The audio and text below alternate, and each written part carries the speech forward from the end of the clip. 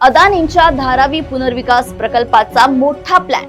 बेस्टचे 2 मोक्याचे आगार होणार हस्तांतरित। 470 बस पार्किंगची क्षमता। धारावीत उभारली जाणार बेस्टची अत्याधुनिक बहुमजली आगारे। जिल्हाधिकारी आणि बेस्टच्या जागेवर आता अदानींचा प्रकल्प। 11 एकर भूखंडाचा तिढा सुटला।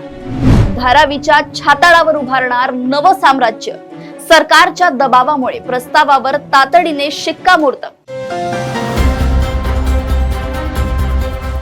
मुंबईच्या आणि आशियातील सर्वात मोठ्या पुनर्विकास प्रकल्पाबाबत म्हणजेच धारावी पुनर्विकास प्रकल्पाबाबत आजची सर्वात मोठी आणि खळबळजनक बातमी समोर आली आहे। धारावीचा कायापालट करण्यासाठी आता बेस्टचे 2 महत्त्वाचे आगार म्हणजेच डेपो हटवले जाणार आहेत। या तब्बल 11 एकर मोक्याच्या जागेवर आता नेमके काय होणार आहे? प्रवाशांची गैरसोय टाळण्यासाठी प्रशासनाने काय मास्टर प्लॅन आखलाय आणि या बदल्यात बेस्टला काय मिळणार आहे पाहूया सविस्तर।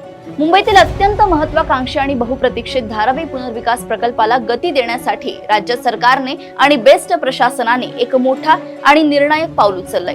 धारावी परिसरातील बेस्ट उपक्रमाचे मुख्य धारावी आगार आणि काळा किल्ला आगार यांची तब्बल 11.58 एकर मोक्याची जमीन या पुनर्विकास प्रकल्पासाठी आणि नवभारत मेगा डेव्हलपर्स प्रायव्हेट लिमिटेड यांच्याकडे हस्तांतरित करण्याच्या प्रस्तावाला बेस्ट समितीने मंगळवारी अधिकृत मंजुरी दिली।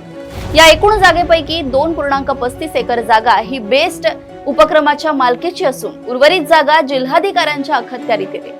या ऐतिहासिक करारामुळे धारावी पुनर्विकासाच्या कामाला आता प्रचंड वेग येण्याची शक्यता वर्तवली जात आहे। दरम्यान या मोठ्या भूखंडावर केवळ गृहनिर्माणच नव्हे तर आधुनिक वाणिज्यिक इमारतीही उभारण्यात येणार आहेत। या पुनर्विकासाच्या बदल्यात अदानींच्या संबंधित कंपनींकडून बेस्टला त्याच परिसरात 2 अत्यंत आधुनिक, सुसज्ज आणि बहुमजली बस आगारे मोफत बांधून दिली जाणार आहेत। या नवीन कायमस्वरूपी आगारांमध्ये तब्बल 450 ते 470 बस गाड्या एकाच वेळी उभ्या करण्याची अवाढव्य क्षमता असेल। या बहुमजली इमारतींच्या तळमजल्यावर अत्याधुनिक बस पार्किंग तर वरच्या मजल्यांवर आगार प्रशासन, देखभाल दुरुस्ती कक्ष आणि इतर कर्मचारी सुविधा उपलब्ध असतील।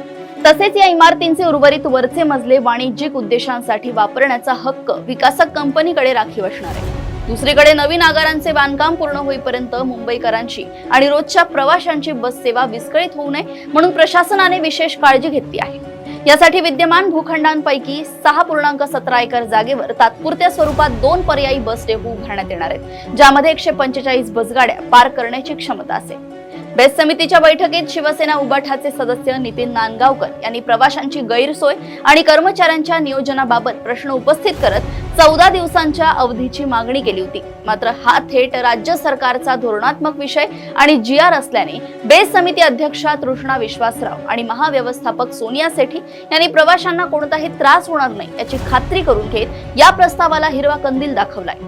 या निर्णयामुळे बेस्टला भविष्यात अधिक आधुनिक पायाभूत सुविधा मिळणार आहेत। हा होता धारावी पुनर्विकास प्रकल्प आणि बेस्टच्या जागा हस्तांतरणाचा संपूर्ण लेखाजोखा।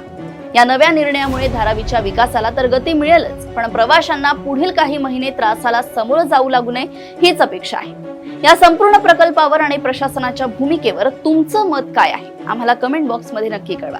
अशाच घडामोडी व अपडेट्स मी ऐश्वर्या आपल्यापर्यंत घेऊन येत राहील। तोपर्यंत बघत राहा देश उन्नती। नमस्कार।